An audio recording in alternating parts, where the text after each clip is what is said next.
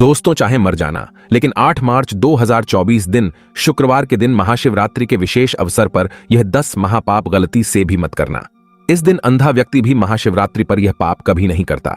साथ ही जानिए पूजा का शुभ मुहूर्त और पारण का समय। दोस्तों, महाशिवरात्रि प्यार का प्रतीक है, समस्त संसार को उजागर करने का विशेष पर्व है। यह खुशियों का संचार भारत ही नहीं अपितु विदेश में भी महाशिवरात्रि बड़ी ही धूमधाम के साथ मनाई जाती है।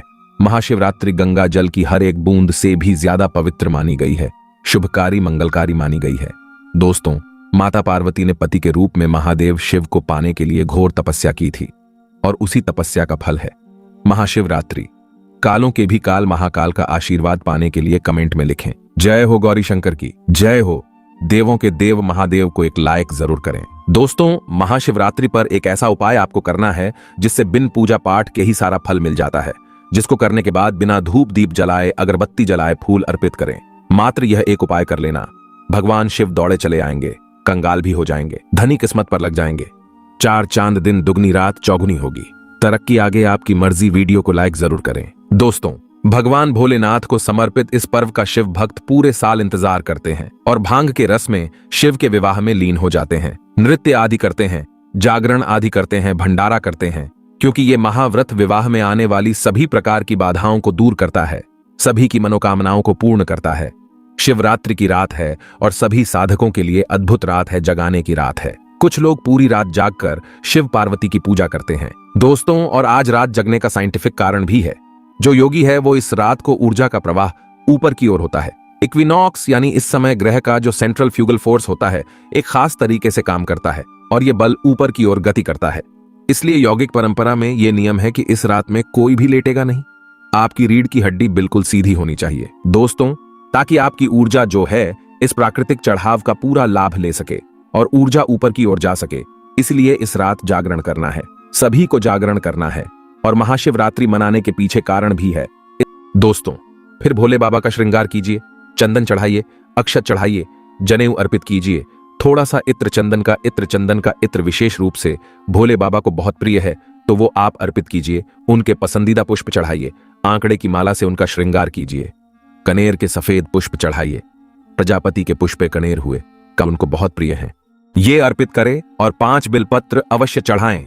अगर आपको बिलपत्र नहीं मिलते हैं या कटे फटे मिलते हैं जैसे तैसे, तो एक चांदी का बिलपत्र रख लीजिए। उस दिन उसी को 108 बेलपत्र ध्यान रखें। चांदी का बिलपत्र आपका अभिमंत्रित होगा तो वो 108 बिलपत्र अर्पित करने का फल आपको प्राप्त कराता है। 1.25 लाख बिलपत्र से आप भोले बाबा का जैसे अभिषेक करते हैं उतने ही मंत्रों से उसका अभिषेक उनको अर्पित करने से उसका फल प्राप्त हो जाता है।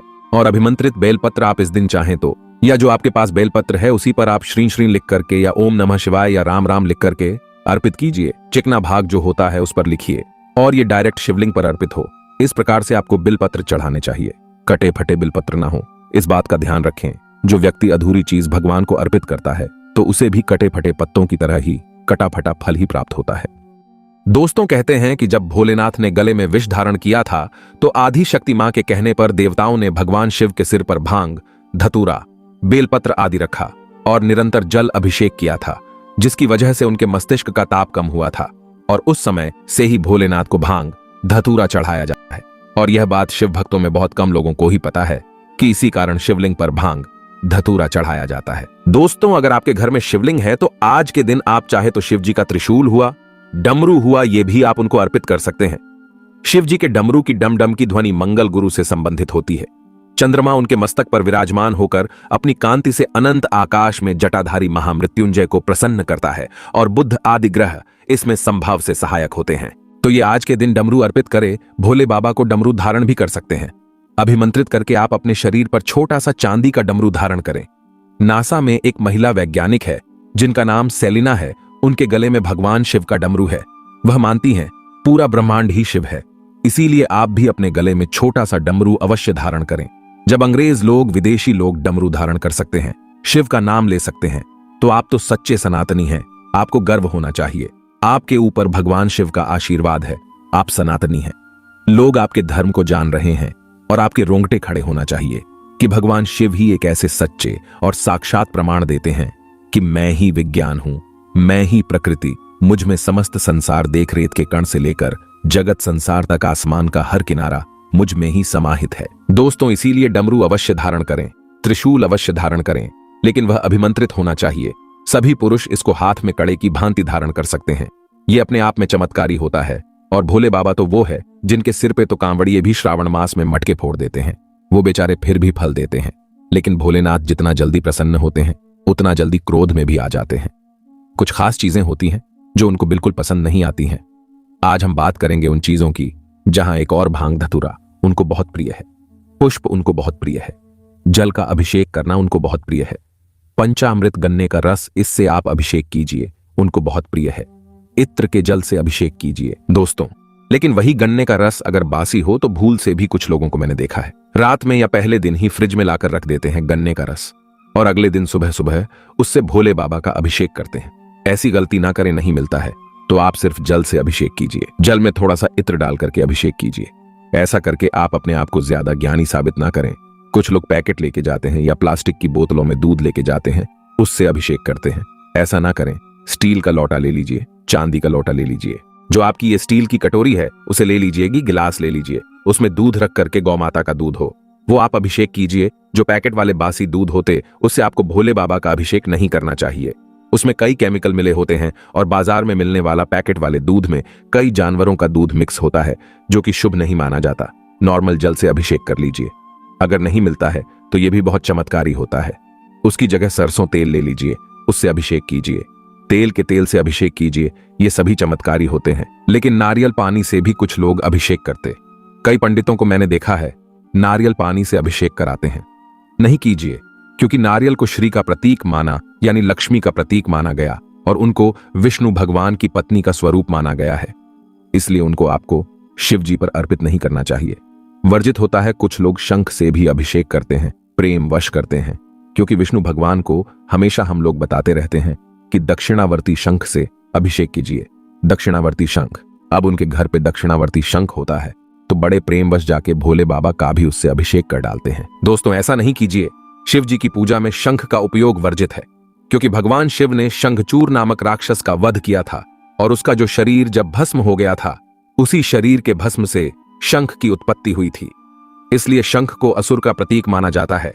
विष्णु भगवान का भगत था और इसलिए भोलेनाथ की पूजा में शंख का उपयोग निषेध बताया गया है। दोस्तों, कोई भी स्त्रियोचित वस्तु आपको नहीं चढ़ानी है। जैसे हल्दी, अब वैसे देखिए तो हर मांगलिक कार्य में, धार्मिक कार्य में हल्दी चढ़ाई ही जाती है, लेकिन भोलेनाथ की पूजा में हल्दी नहीं चढ़ाना है आपको, क्योंकि शिवलिंग को पुरुषत्व का प्रतीक मानते हैं। ऐसे ही सिंदूर भी वर्जित है। सुहाग ने अपने पति की लंबी आयु के लिए सिंदूर भरती है, कुमकुम लगाती है, लेकिन आप माता पार्वती का नाम लेकर अर्पित कीजिए, पार्वती मां को अर्पित कीजिए। लेकिन भोलेनाथ बैरागी हैं, उनको ये चीजें आपको नहीं अर्पित करनी चाहिए। उस जगह आप उनको भस्म चढ़ाइए, उससे भोले बाबा प्रसन्न होते हैं। दोस्तों, अब आपको चढ़ाना भी है तो कहां चढ़ाएंगे? आप बोलेंगे कई जगह मैंने देखा है चढ़ते हुए, तो कहां चढ़ाते हैं? जलाधारी पर चढ़ाते हैं, जो शिवलिंग के देखिए 2 भाग होते हैं। एक भाग जो लिंग होता है वो शिव जी का प्रतीक होता है। दोस्तों, दूसरा भाग जलाधारी जहां से जल का निकास होता है उसे माता पार्वती का प्रतीक माना गया है। तो आप जलाधारी पर आप सिंदूर हुआ, हल्दी हुआ, यह चीजें आप वहां अर्पित कर सकते, लेकिन जो शिवलिंग है उस पर आपको अर्पित नहीं करना चाहिए। इसी प्रकार पुष्पों के शौकीन हैं, बोले बाबा को जीतने पुष्प चढ़ाइए, श्रृंगार कीजिए, बड़े प्रसन्न होते हैं। लेकिन एक पुष्प है जो उनकी पूजा में निषेध है। सभी लोग जानते हैं केतकी का फूल, बहुत खूबसूरत कथा भी आई है कई बार की, जब ब्रह्मा विष्णु भगवान में विवाद छिड़ गया था। ब्रह्मा जी सृष्टि के रचयिताओं ने कारण अपने आप को श्रेष्ठ बताने लगे और इसी तरह से विष्णु भगवान पूरी सृष्टि के पालनकर्ता के रूप में खुद को श्रेष्ठ बता रहे थे। दोनों के बीच में जबरदस्त विवाद हो गया। दोस्तों, तब बीच में एक विशाल लिंग प्रकट हुआ। अब दोनों देवताओं में यह सहमति हुई, निश्चय किया गया कि इस लिंग के छोर का पहले जो पता चलाएगा वही सर्वश्रेष्ठ होगा। तब दोनों देवताओं ने शिवलिंग की विपरीत दिशा में शिवलिंग की छोर ढूंढने की कोशिश की। काफी समय हो गया, किसी को भी शिवलिंग का छोर नहीं मिला तो विष्णु भगवान तो लौट गए और उसके थोड़ी देर बाद ब्रह्मा जी भी आ गए। दोस्तों, अब ब्रह्मा जी ने लौटने के बाद विष्णु भगवान से कहा कि मैं तो शिवलिंग के छोर को ढूंढकर आया हूं, और उन्होंने केतकी के फूल को इस बात का साक्षी बताया। लेकिन ब्रह्मा जी ने झूठ बोला था। अब ब्रह्मा जी जब असत्य बोल रहे थे तो शिव भगवान वहां प्रकट हुए और ब्रह्मा जी का गुस्से में एक सिर काट दिया और केतकी के फूल को श्राप दिया। पूजा में केतकी के फूलों का इस्तेमाल नहीं होगा और इसी श्राप की वजह से केतकी के फूलों को शिव जी की पूजा में निषेध बताया जाता है, तो उनको नहीं चढ़ाना है। दोस्तों, और दूसरी तरफ भी बहुत अत्यंत सुगंधित भी होता है। कहते हैं कि मोह माया की ओर ध्यान आकर्षित करता है, तो भोलेनाथ तो इन चीजों से दूर रहते हैं, अतः इनको आपको नहीं चढ़ाना चाहिए। दोस्तों, तुलसी पत्र भी नहीं चढ़ाया जाता है। अब इसके पीछे भी बहुत सारी कथाएं आती हैं। हर चीज के पीछे जालंधर राक्षस की कथा है। जालंधर नाम का असुर भगवान के हाथों से मारा गया था और जालंधर को एक वरदान था कि उसकी पत्नी की पवित्रता की वजह से कोई उसको पराजित नहीं कर सकता। लेकिन जालंधर को मारने के लिए भगवान विष्णु और शिवजी ने योजना बनाई और असुर जालंधर की पत्नी वृंदा का भगवान विष्णु ने पतिव्रत धर्म तोड़ दिया। और तब जालंधर की मृत्यु की खबर वृंदा ने सुनी तो वृंदा ने आत्महत्या कर ली और उसी जगह पर तुलसी का पौधा उगाया। और वृंदा ने शिवजी को भी श्राप दिया था कि उनकी पूजा में तुलसी की पत्तियां वर्जित रहेंगी। शिव पूजा में कई जगहों पर यह अपवाद है, तिल नहीं चढ़ाना चाहिए, लेकिन मैं खुद मानती हूं कि भगवान शिव की पूजा में तिल आपको अर्पित करना चाहिए। अगर आप पाप नाश के लिए करना चाहते हैं, कुंडली में शनि दोष है, तो आपको काले तिल आप चढ़ा सकते हैं, अन्यथा आपको काले तिल अर्पित नहीं करने चाहिए। शिवलिंग की पूजा में कभी भी 1 या 2 बिलपत्र नहीं चढ़ाने चाहिए, हमेशा 3, 5, 7, 9 ऐसे चढ़ाने चाहिए। और बिलपत्र पर हमेशा प्लेन बिलपत्र नहीं चढ़ाना चाहिए, उस पर कुछ ना कुछ लिखे। आप ओम लिखिए, ओम नमः शिवाय लिखें, राम राम लिखिए। इसके बाद उन पत्तों को आप चिकने भाग से शिवलिंग पर अर्पित करें। और इस समय ध्यान रखें, कहीं भी पत्ते जो है बेलपत्र वो कटे फटे नहीं होने चाहिए। शिवलिंग पर जब आप चंदन चढ़ाते हैं, कई लोगों को मैंने देखा है बीच की उंगली से चंदन चढ़ाते हैं। इससे आप जितना चंदन चढ़ा रहे हैं उतना गुना आपका पाप चढ़ता है। उल्टा ऐसी गलती कभी नहीं करिए। अनामिका उंगली को छोड़कर कभी भी जो रिंग फिंगर है आपकी, उसको छोड़कर किसी भी दूसरी उंगली से आपको चंदन नहीं लगाना चाहिए। सिर्फ पूजा में, भोलेनाथ की पूजा में अनामिका उंगली को ही शुभ माना गया है। भोलेनाथ की पूजा में अक्षत, मैं हमेशा कहता हूं कि अक्षत का उपाय भी बताने वाला हूं। जबरदस्त उपाय है दोस्तों। अब इनकी पूजा में अक्षत का उपयोग करना चाहिए। अक्षत यानी बिना टूटे हुए चावल। टूटे हुए चावल कभी भी गलती से भी शिवजी की पूजा में नहीं चढ़ाएं, हमेशा साबुत चढ़ाएं। मात्र 5 दाने चावल चढ़ाइए, आपके पास नहीं है ज्यादा तो 1 मुट्ठी चावल का नियम आता है। पूरा आपको सारी पूजा करने के बाद अर्पित करना चाहिए, दोनों हाथों से मनोकामना बोलते हुए। लेकिन अगर इतने चावल नहीं है तो 5 दाने ही अर्पित कीजिए, यह भी श्रेष्ठ कहा गया है और यह चावल को श्रेष्ठ माना जाता है। देव अन्य कहा गया है, सभी देवताओं को प्रिय होता है। चावल तो आप चाहें तो इसमें सुगंधित द्रव्य लगा करके भी आप इसको भोलेनाथ पर अर्पित कीजिए। और अक्षत चढ़ाने का तात्पर्य यह होता है, अभिप्राय यह होता है कि हमारा पूजन अक्षत की तरह पूर्ण हो। दोस्तों, अन्न में श्रेष्ठ होने के कारण इसको चढ़ाते समय यह भाव रहना चाहिए कि जो भी अन्न हमें प्राप्त होता है, हे प्रभु, वो आपकी कृपा से प्राप्त होता है। हमारे अंदर यही भावना बनी रहे और इस प्रकार से भावना करते हुए अंत में आपको 1 मुट्ठी चावल जरूर अर्पित करना चाहिए। दोस्तों, बहुत ही खूबसूरत दिन है और भोलेनाथ को आप अरहर की दाल के पत्ते, अरहर की दाल ये भी चढ़ा सकते हैं। इससे सुख समृद्धि में वृद्धि होती है। अगर आपके जीवन में कोई तकलीफ दूर नहीं हो रही है, कोई विशेष कार्य पूर्ण नहीं हो रहा है, तो मूंग की दाल चढ़ाइए। जीवन में संतान सुख की कमी हो रही है तो गेहूं चढ़ाना चाहिए। और जो भी शिवलिंग हो, चाहे पत्थर का हो, मिट्टी का हो, चीनी मिट्टी का हो, आप जब भी किसी मंदिर आदि में जाते हैं तो वहां पर क्या होता है, आपको शिवलिंग पर जो चढ़ावा प्रसाद है, मैंने कई जनों को देखा है वहां से लेकर के आ जाते हैं। गलती से भी शिवलिंग पर चढ़ा हुआ प्रसाद आपको नहीं लेकर के आना चाहिए। दोस्तों, कहा जाता है ये चंदेश्वर का भाग होता है। चंदेश्वर का अंश यानी ये प्रसाद भूत प्रेतों का अंश होता है, इसलिए कभी भी शिवलिंग पर चढ़ावा प्रसाद नहीं खाना चाहिए।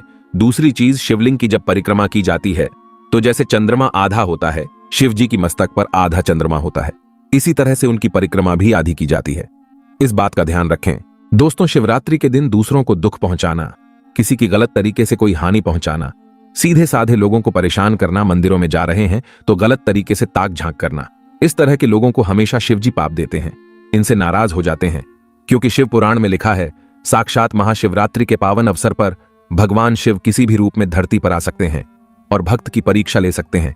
भगवान शिव आपकी कठोर परीक्षा भी ले सकते हैं, साधारण परीक्षा भी ले सकते हैं। दोस्तों, क्योंकि एक बार जब पार्वती माता ने भोलेनाथ से पूछा कि आप गृहस्थ लोगों का कल्याण किस तरह से हो सकता है, तो भोलेनाथ ने बताया कि ऐसे गृहस्थ पर सभी देवता हों, ऋषि मुनि हों, महर्षि हों, प्रसन्न रहते हैं, जो सच बोलते हैं, जो सभी प्राणियों पर दया करते हैं, जो अपने मन और इंद्रियों पर संयम रखते हैं, सामर्थ्य के अनुसार सेवा परोपकार करते हैं, अपने माता पिता, अपने बुजुर्गों की सेवा करते हैं, जो शील से रहते हैं, एक पत्निष्ठ रहते हैं, सदाचार से रहते हैं, अतिथियों की सेवा के लिए तत्पर रहते हैं, क्षमाशील होते हैं और धर्म पूर्वक धन का उपार्जन करते हैं, जो दूसरों के धन पर लालच नहीं रखते, जो पराई स्त्री को वासना की नजर से नहीं देखते, जो किसी की निंदा नहीं करते, और सबके प्रति मैत्री और दया का भाव रखते हैं, जो सबसे प्यार से बोलते हैं। दोस्तों, तो इस बार सच्चे दिल से शिवरात्रि मनानी है। मनुष्य को ऐसे भी अपने जीवन में शुभ कर्म करते रहना चाहिए। जैसा कर्म करेंगे आज वैसा ही आपको प्रारब्ध मिलेगा, क्योंकि सबसे बलवान अत्यंत अंत में प्रारंभ ही होता है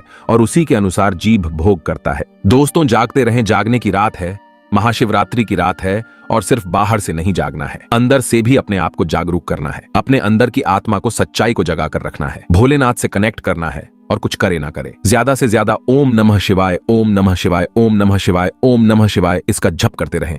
अगर आप भगवान शिव को अपना पिता मानते हैं, सच्चे दिल से उन्हें अपना ईश्वर दाता, जगत गुरु, समस्त संसार हेतु, ब्रह्मांड का दाता मानते हैं, यूनिवर्स मानते हैं, गैलेक्सी मानते हैं, उनसे प्यार करते हैं, तो एक लाइक जरूर करना। हर हर महादेव।